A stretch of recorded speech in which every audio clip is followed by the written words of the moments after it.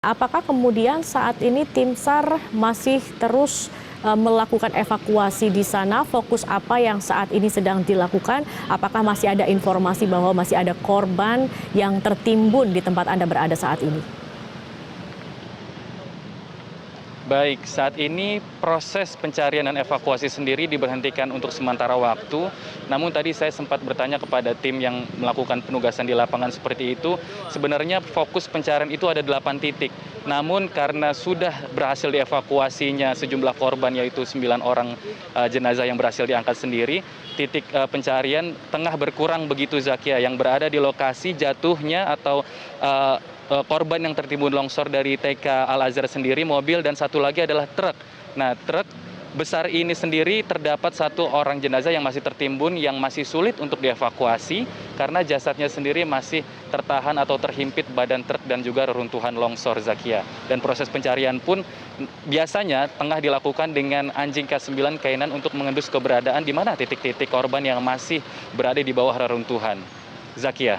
Oke, baik. Jadi saat ini sedang dihentikan sementara. Saya ingin tahu terkait dengan proses evakuasi dari 9 korban tadi, di mana 8 diantaranya adalah rombongan dari TK Al-Azhar. Bagaimana tadi proses evakuasi hingga ditemukan dan bagaimana kondisinya saat ditemukan, Levi?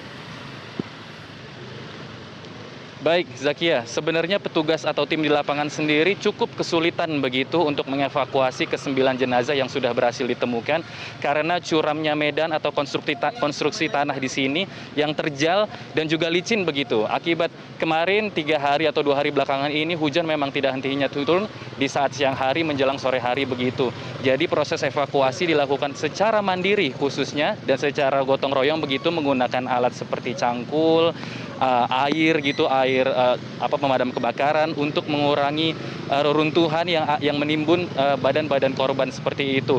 Dan mereka pun melakukan estafet saling bersilih berganti begitu menggiring jenazah yang berhasil dievakuasi untuk menuju atas yang berada kepada ambulan yang berada di lokasi saya saat ini berada. Zakia. Levi, tadi ada katakan pencarian dihentikan sementara, apakah kemudian nanti akan dilanjutkan kembali? Apakah sudah ada informasi pukul berapa kalau memang proses pencarian dan evakuasi akan kembali dilanjutkan?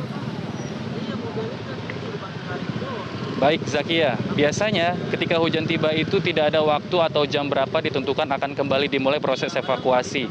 Namun petugas secara otomatis jika hujan cukup reda atau bahkan berhenti sekalipun, petugas akan langsung turun dan mengumpulkan regunya untuk kembali melakukan proses pencarian.